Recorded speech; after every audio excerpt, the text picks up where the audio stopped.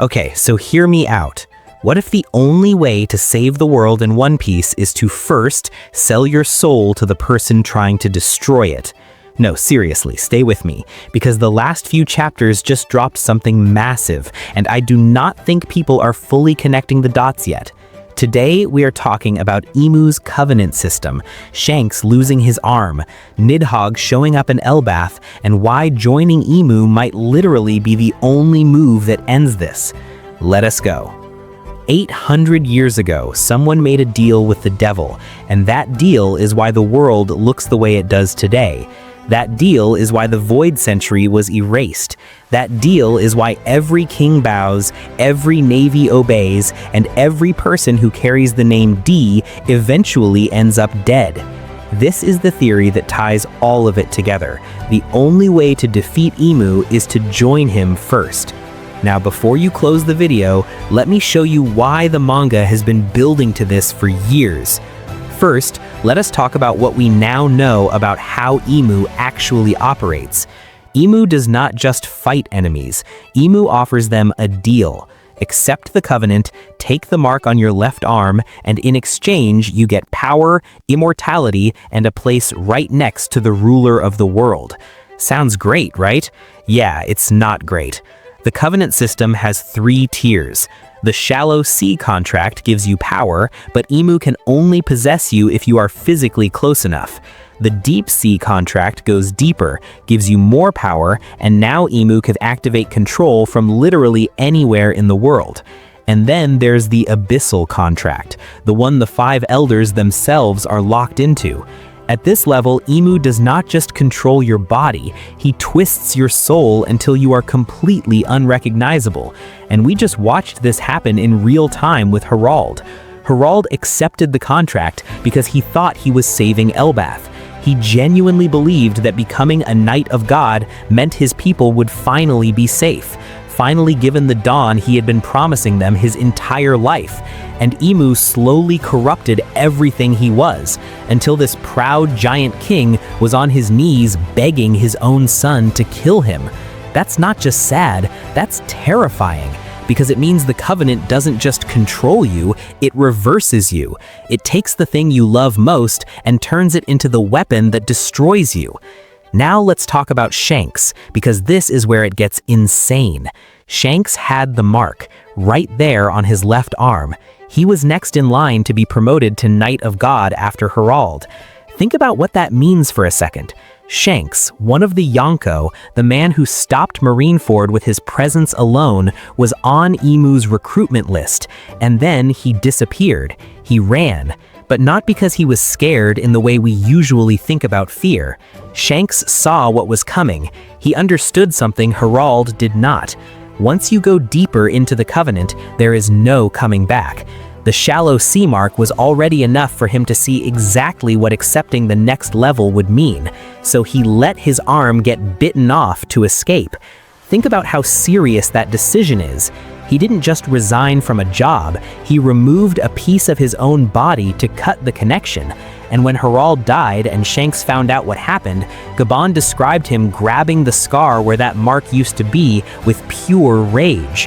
That detail is not decorative. Shanks still carries what that covenant did to him, and Gabon told him directly, your role is still coming. So what is that role? Here is the theory, and I want you to really think about this. Defeating Imu from the outside is impossible. Roger confirmed it. Garp confirmed it. Kaido, Big Mom, Whitebeard, Roger, and Garp all together at God Valley could barely make Imu flinch. So what actually hurt Imu? Harald's death. When a Covenant member dies, Imu suffers physical backlash. That is the weakness. It is not a sword. It is not a devil fruit awakening. It is the Covenant link itself. Every person Imu marks becomes a thread running directly back to him, and when that thread is cut violently enough, it hurts. So now imagine the Abyssal Covenant, the deepest possible link, the most direct thread straight to Imu's core. If someone accepted the Abyssal Covenant and then used that link against Imu from the inside, the backlash would not just hurt him, it would break him. But here is the obvious problem. Who in the world could accept the Abyssal Covenant without being completely destroyed by it? Because remember, the Covenant reverses you. It takes your deepest self and makes it dark. But what is Luffy's deepest self? Pure freedom, pure joy, an absolute refusal to be owned by anything or anyone. If Imu tried to reverse Luffy through the Abyssal Covenant, there would be nothing to corrupt. There is no dark version of Luffy, there is only more Luffy. And that is exactly what Imu cannot handle. Look at how the latest chapter ends. Imu stands in front of Luffy and Loki and says, "Nika and Nidhogg, give up or die." Not defeat us, not fight us, give up or die. Because Imu knows that a direct fight right now is a problem. Nidhogg just showed up, and Imu was visibly shaken. Because Loki did not just eat a powerful devil fruit, he picked up the weapon that was forged specifically to oppose Imu's darkness. The ancient giant who came before Loki carried Nidhogg during the Void Century and clashed with the Sun God. They were enemies, but now Loki stands next to Luffy. The creature of eternal darkness chose the side of light, and Imu is watching 800 years of careful planning start to crack, because this is the entire arc of the theory. 800 years ago, darkness won because light stood alone. Now light has gathered everyone, the giants of Elbaph, the heirs of the D, every kingdom Luffy freed, every enemy turned into an ally. Every piece Joy Boy couldn't finish 800 years ago. And the way to finish it is not to fight Imu from the outside, it is to get close enough to tear that darkness apart from within. Joining Imu is not a betrayal. For the right person with the right will, it is the only weapon that actually works. The question the manga has been setting up is whether Luffy figures that out in time, or whether someone else walks that path first to open the door.